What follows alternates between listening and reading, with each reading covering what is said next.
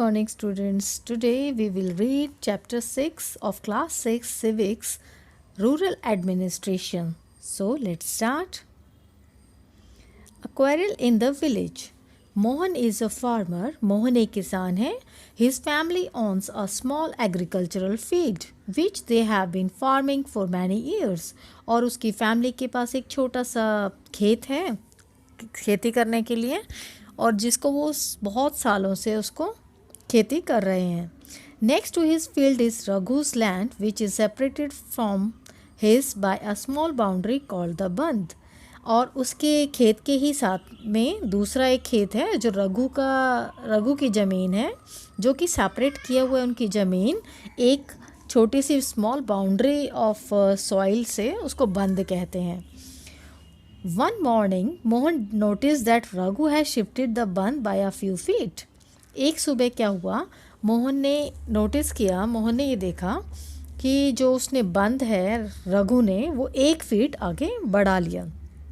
By doing so, he had managed to take over some of Mohan's land. और ऐसा करने से क्या हुआ कि रघु ने मोहन की लैंड में 1 फीट आगे अपनी ज़मीन बढ़ा ली.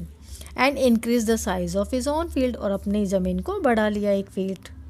Mohan was angry but also a little frightened. अब मोहन काफ़ी गुस्सा हुआ लेकिन वो थोड़ा डरा हुआ भी था. Raghu's family owned many fields and besides his uncle was also a sarpanch of the village. Raghu की फैमिली जो है उसने बहुत सारे खेतों को लिया हुआ था. उसके अंकल जो थे वो सरपंच थे गांव के.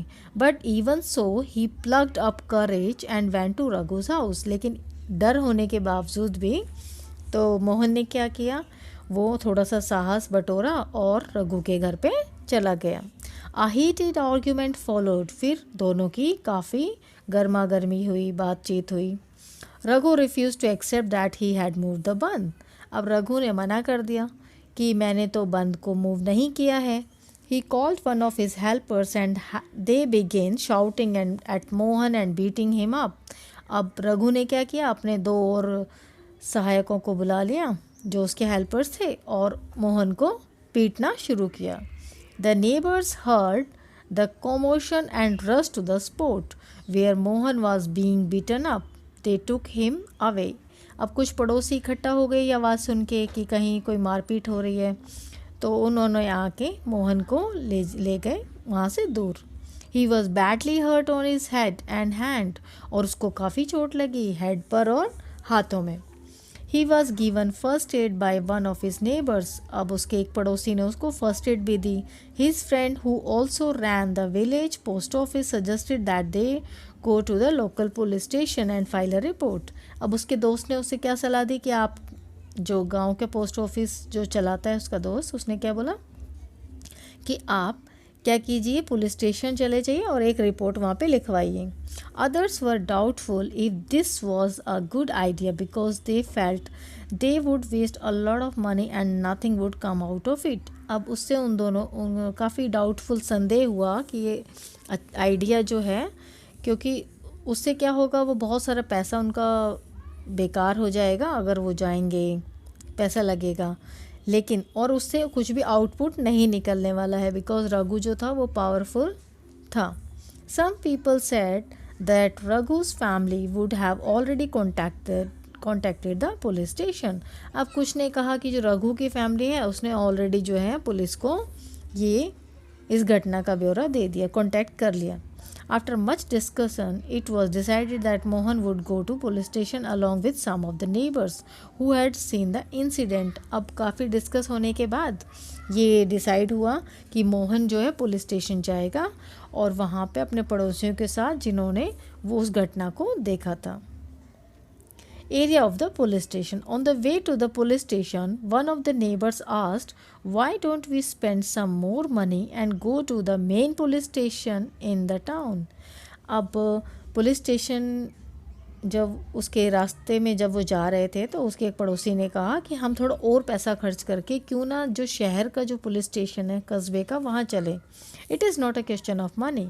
We can register the case only in the police station where because our village comes in its area of work. अब मोहन ने कहा कि पैसे की बात नहीं है लेकिन हमारा एरिया हमारा गांव जिस पुलिस स्टेशन के एरिया में आता है, हमें वहीं पर कंप्लेंट दर्ज करानी होगी। Every police station has an area that comes under its control. Her police station का एक दायरा होता है जिसके कंट्रोल में वो आसपास के एरिया आते हैं। All the persons in that area can report cases और inform the police about any theft, accident, injury, fight etcetera. और जितना भी उस पुलिस स्टेशन के आसपास जितना भी एरिया है वहाँ पर कोई भी क्राइम होता है या कोई इंजरी होती है, फाइट होता है, एक्सीडेंट होता है, तो उन सब की रिपोर्ट उसी थाने में लिखवानी होती है। It is the responsibility of the police of that station to inquire, to investigate and take action on the cases within its area. अब ये उस पुलिस स्टेशन की जिम्मेदारी होती है कि वो इस मामले की तहकीकात करे, पूछताछ करे और एक्शन ले और उस जो भी उसके एरिया में होता है। The work at the police station. When they reached the police station, Mohan went to the person in charge, station house officer or SHO, and told him what had happened. अब जब वो police station पहुँचे तो मोहन ने वो जो person in charge था, station house officer SHO था, तो उसको सब कुछ बताया कि वहाँ पर क्या हुआ। He also said that he wanted to give the complaint in writing, और उसने ये भी कहा कि मैं जो कंप्लेंट है वो राइटिंग में देना चाहता हूँ। The SHO rudely brushed him aside, saying that he couldn't be bothered to waste his time writing down minor complaints. अब SHO ने रूडली ऐसे बोला उनको कि ये छोटी छोटी जो कंप्लेंट्स हैं हम इसको लिखने में अपना टाइम वेस्ट नहीं करते। Then investigating them, Mohan showed him his injuries but SHO did not believe him. अब मोहन ने अपनी इंजरीज, अपनी जो चोट लगी थी वो सब भी दिखाई, लेकिन SHO ने उसका विश्वास नहीं किया। Mohan was puzzled and did not know what to do. अब मोहन जो है वो एकदम पजल हो गया, उसे समझ नहीं आ रहा था कि वो क्या करे। He was not sure why his complaint was not being recorded. वो श्योर नहीं था कि उसकी जो कंप्लेंट है, उसको समझ नहीं आ रहा था उसकी जो कंप्लेंट है उसको क्यों रिकॉर्ड नहीं किया जा रहा, क्यों नहीं लिख रहे हैं। He went and called his neighbors into the office. और वो गया और अपने पड़ोसियों को वहाँ पर ऑफिस में बुलाया। They argued strongly that Mohan had been beaten up in front of them and had they not rescued him he would have been injured very seriously. अब वहाँ जो पड़ोसी आए उन्होंने भी गवाही दी कि ये जो मोहन है इसको काफ़ी उन लोगों ने पीटा है, रघु के आदमियों ने, और हमारे सामने पीटा है। अगर हम टाइम पर नहीं पहुँचते तो इसको और भी इंजरी सीरियसली हो सकती थी। They insisted that the case be registered. अब उन्होंने जोर डाला कि इसको आप कंप्लेंट को रजिस्टर कीजिए। Finally the officer agreed. फिर फाइनली वो ऑफिसर ने इसको स्वीकार कर लिया कि ठीक है मैं लिख लेता हूँ। He asked Mohan to write down his complaint and also told the people that he would send a constable the next day to investigate the incident.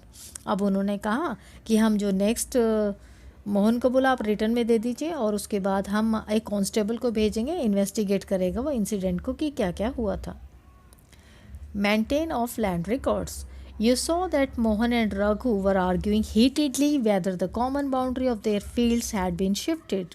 अब आपने देखा कि मोहन और रघु ने आपस में कैसे आर्ग्यू किया और कैसे लड़ाई की इस बारे में कि उनकी जो फील्ड है, उनके जो खेत हैं, उसकी जो बाउंड्री है वो शिफ्ट हुई है या नहीं हुई। Isn't there a way by which they could have settled this dispute in a peaceful manner?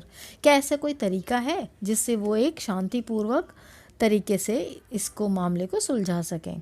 Are there records that show who owns what land in the village?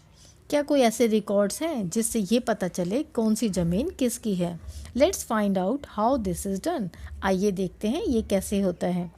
Measuring land and keeping land records is the main work of the patwari. ज़मीनों को नापना और उनको record रखना, ये सब काम होता है पटवारी का। The patwari is known by different names in different states. In some villages such officers are called lekhpal, in other कुनोंगो। अब पटवारी का जो है अलग अलग क्षेत्र में अलग अलग नाम होता है। काफ़ी जगह इसको लेखपाल कहते हैं, कुछ जगह इसे कानून गो कहते हैं, और कर्मचारी और विलेज ऑफिसर भी कहते हैं। We will refer to this officer as patwari. अब हम इस ऑफिसर को हम पटवारी के नाम से बोलेंगे। Each patwari is responsible for a group of villages. हर एक पटवारी जो है वो अपने गांव का के लिए जिम्मेदार होता है। The patwari maintains and updates the records of the village. जो पटवारी है वो मेंटेन करता है, रिकॉर्ड्स रखता है कि सबकी ज़मीनों के। The map and the corresponding details from the register on the next page are a small part of the records kept by the पटवारी। और पटवारी के पास कुछ मैप होते हैं, कुछ कॉरस्पॉन्डिंग डिटेल होती हैं, रजिस्टर्स होते हैं, नेक्स्ट पेज और स्मॉल रिकॉर्ड्स होते हैं उसके पास। The patwari usually has ways by measuring agricultural fields. अब जो पटवारी के पास जो है उसको नापने के एग्रीकल्चरल फील्ड को तरीके होते हैं। In some places a long chain is used, कुछ जगह तो लॉन्ग चेन यूज़ की जाती हैं। In the above instance the patwari would have measured both Mohan's and Raghu's field and compare them with the measurement on the map. अब इस case में क्या है, पटवारी क्या करेगा, मोहन और रघु के खेतों को नापेगा। If they did not match, then it would be clear that the boundary of the fields has been changed। और अगर ऐसे मैच नहीं हुआ उसके रिकॉर्ड से तो ये क्लियर होगा कि उसने अपनी बाउंड्री को शिफ्ट किया है। The Patwari is also responsible for organizing the collection of land revenue from the farmers and providing information to the government about the crops grown in this area। और पटवारी ही जिम्मेदार होता है कि वो जो लैंड रेवेन्यू है, जो धरती से जो आपका टैक्स कलेक्शन हुआ है, वो इकट्ठा करे और जानकारी दे सरकार को कि उस एरिया में कौन कौन से क्रॉप्स उगाए गए हैं, फसलें कौन कौन सी उगाई गई हैं। This is done from the records that are kept and this is why it's important for the patwari to regularly update this. और ये सभी रिकॉर्ड से पता चलता है और इसलिए टाइम टू टाइम पटवारी को ये रिकॉर्ड अपडेट करने पड़ते हैं। फार्मर्स में change the crops grown on their fields और समवन में डिग अ वेल समवेयर। जो फार्मर हैं वो क्रॉप्स को अपने खेतों में उगाते हैं और कोई अपना कुआं खोदता है वहाँ पर। The khasra record of the patwari gives you information regarding the map given below. It identifies which plot of land is owned by whom। Look at both the records and map and answer the question given below regarding Mohan and Raghu's land. अब यहाँ पर एक record दिया गया है जिसमें खसरा number 5 दिया है। मोहन सन ऑफ राजा राम, उनके फादर्स के नेम हैं। देन एरिया दिया हुआ है। अब आप ये देख सकते हैं यहाँ पर उसका ज़मीन का नक्शा दिया हुआ है।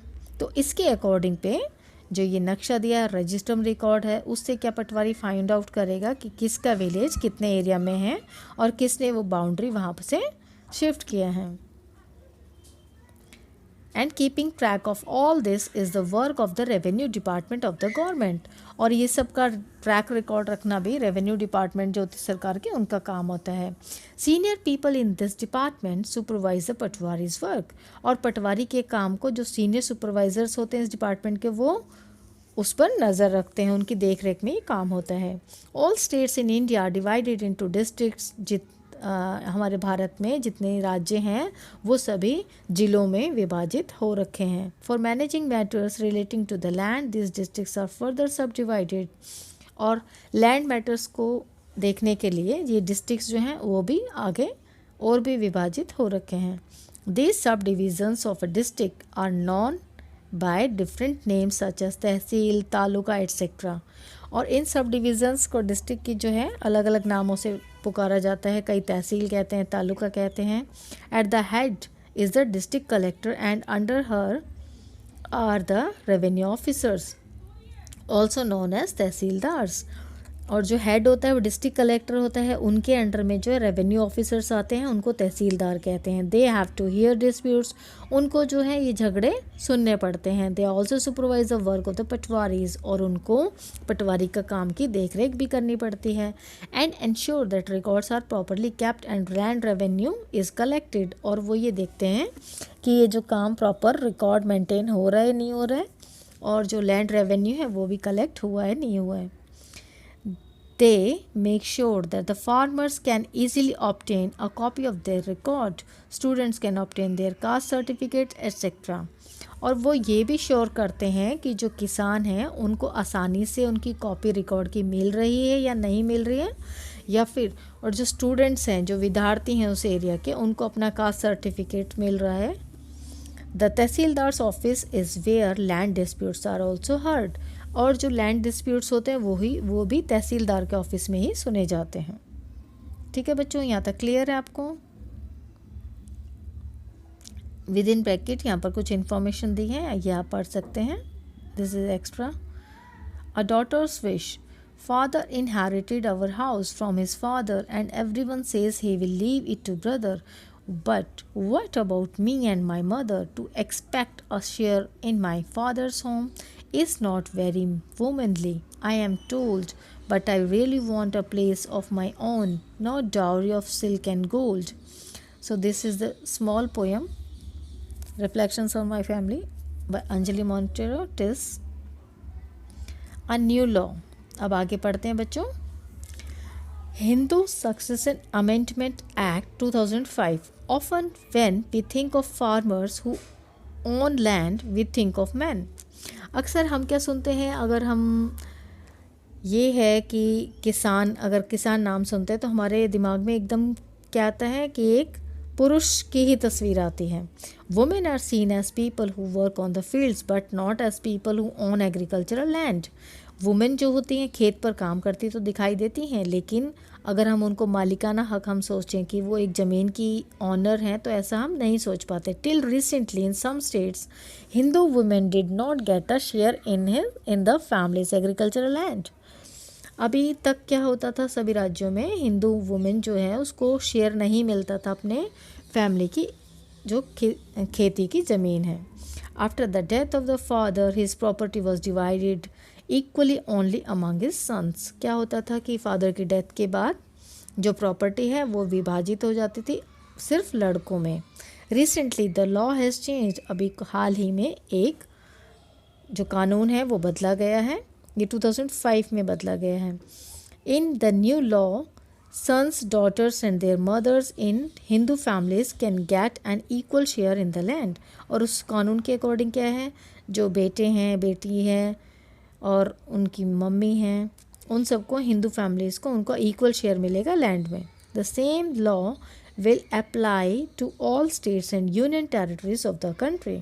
और यही कानून जो है अप्लाई होगा सभी राज्यों में, सभी यूनियन टेरिटरीज में देश की। This law will benefit a large number of women. तो इससे क्या होगा, बहुत सारी महिलाओं का फ़ायदा होगा। For example Sudha is eldest daughter of an agriculture family. उदाहरण के तौर पे अगर हम देखें, सुधा जो है वो एग्रीकल्चरल एक फैमिली है, खेतीबाड़ी जो करती है फैमिली, उसकी सबसे बड़ी बेटी है। She is married and lives in a neighbouring village. उसकी शादी हो चुकी है, वो एक पड़ोस के गांव में रहती है। After her father's death Sudha often comes to help her mother with the farming work. अब उसके पिता के देहांत के बाद क्या हुआ, सुधा जो है वो अक्सर आती है और अपनी माँ की खेत के काम में मदद करती है। Her mother has asked the patwari to transfer the land and enter her name along the names of all the children in his record. उसकी माँ ने कहा पटवारी को ट्रांसफ़र करने के लिए जो लैंड है उसके नाम जो along with the names of all the children, उनके नाम जितने बच्चे हैं उनके नाम पे रिकॉर्ड चेंज करने के लिए। Sudha's mother confidently organises the farming with the help of the younger brother and sister. अब जो सुधा है वो कॉन्फिडेंटली क्या करती है, ऑर्गेनाइज करती है फैमिली के अपने दो दूसरे भाई बहन हैं उनकी हेल्प से उसको खेती में मदद करती है। Similarly Sudha also lives with the assurance that she ever has a problem she can always depend upon her share of the land। और सुधा को ये भी पता है कि अगर उससे कोई प्रॉब्लम आ जाती है कभी तो वो जो उसका शेयर मिलेगा लैंड का वो उस पर डिपेंड रह सकती है। This was the story of Sudha. Other public services और सर्वे, ये बच्चों आप पढ़ सकते हैं। और उसके बाद एक ये टेबल दिया है। So this was all about this chapter. बच्चों हमने इस चैप्टर में पढ़ा कि how the land in rural areas managed, who is the responsible person, उनकी ड्यूटीज़ क्या हैं अगर डिस्प्यूट हो जाता है लैंड का। So thank you for watching.